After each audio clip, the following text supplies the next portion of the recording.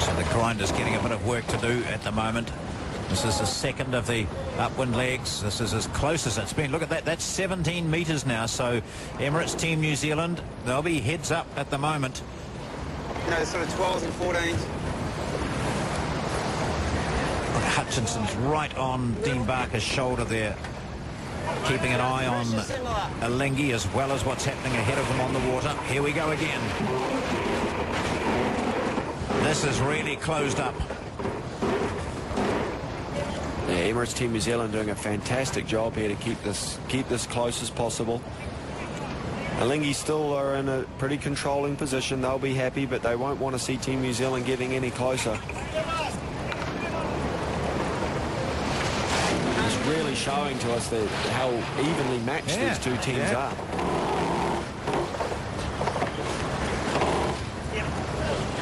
Leg one was a 13-second advantage to Alinghi after Dean Barker had a very good start.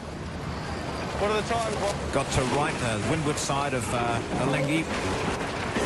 They kept a slight advantage over Alinghi for the first half of that beat, and then Alinghi got a slight bit more pressure to take the advantage and lead at the first mark by 13 seconds. There was no alteration on the downwind leg. New Zealand couldn't make any impression at all. In fact, they dropped 7 seconds. It was 20 seconds to Alinghi. Out of water now. And now, again, they're less than 2 boat lengths the difference. Right.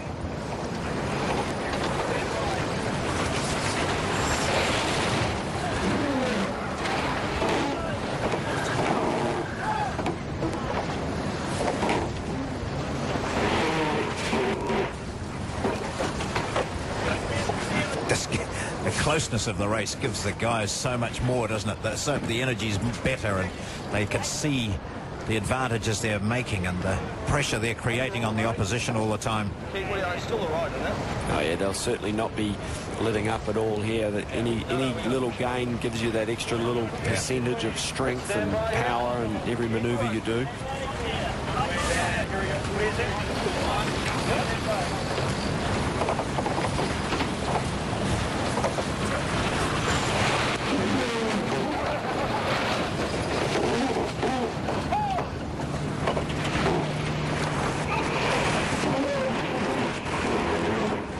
New Zealand tacking back again.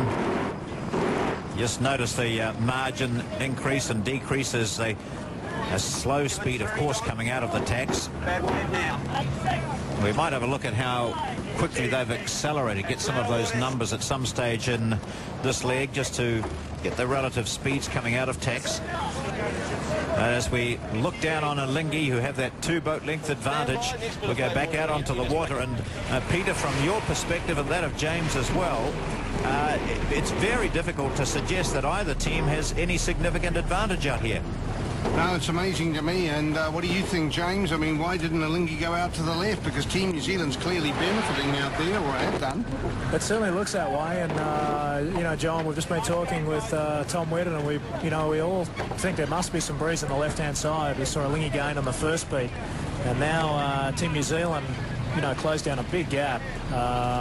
Doing a great job, Terry, Adam Bichel, you know, Ray Davies, Kevin Hall, really keeping themselves in this race and trying to get as close as possible for this next run down to the finish. And coming back to the point John made, I mean, there's no discernible edge yet, is there?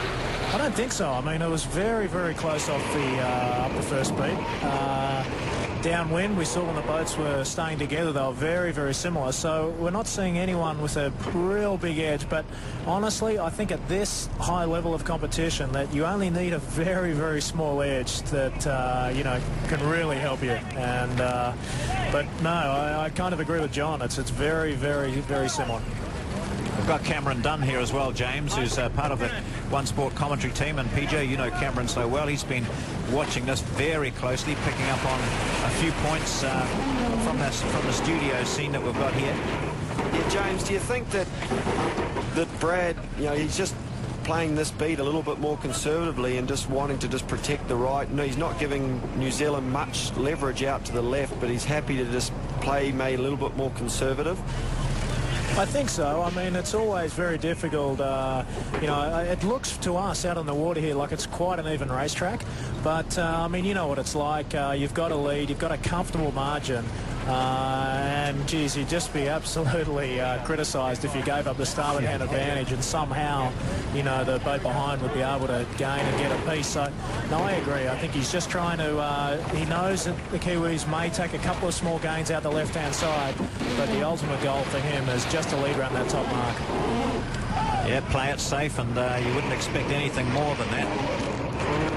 So we'll head back to you guys out there, PJ and James, as we're, what, 2-3 quarters of the way up the third leg.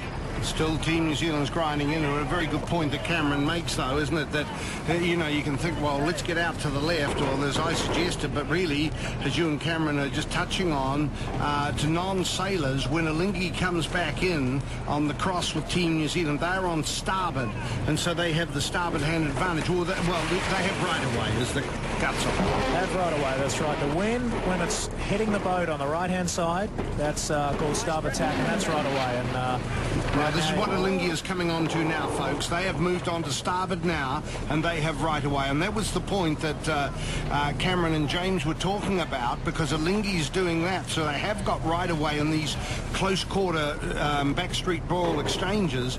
But the point is that Team New Zealand clearly has got some benefit out on the left. Yeah, clearly. And I think it's going to be quite interesting, the strategy out of the top mark here.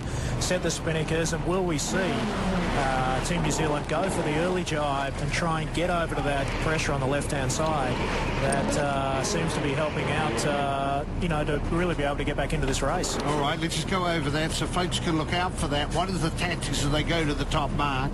And you're thinking possibly Team New Zealand may jibe. That's change direction with the wind behind you. And in effect try and get out to what we see as the left looking up the course. Try and get out there, try and get a bit of separations between the boats. I mean, this is the last leg. We've got to really try and go for this cross.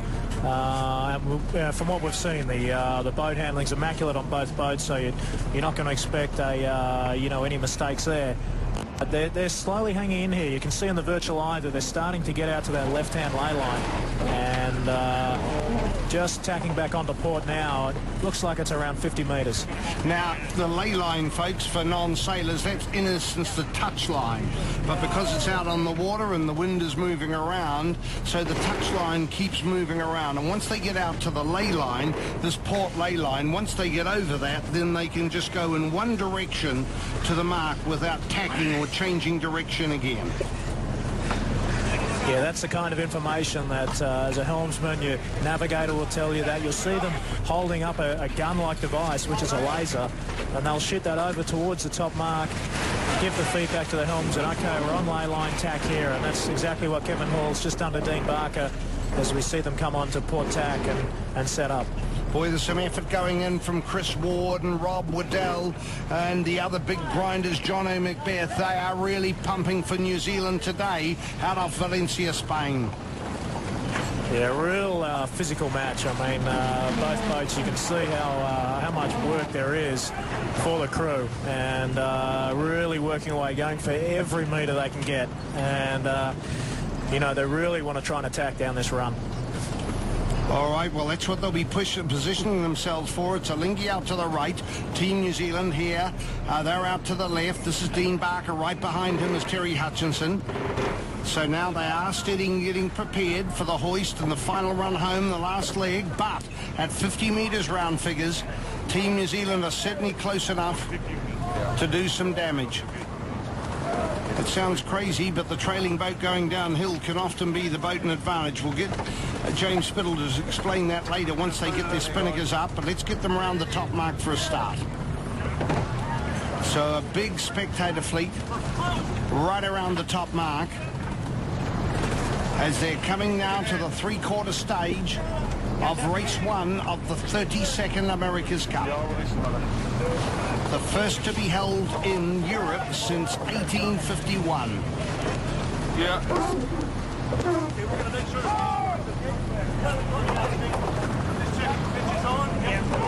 So they've got everything ready on both boats now, and Alinghi are getting ready for the hoist.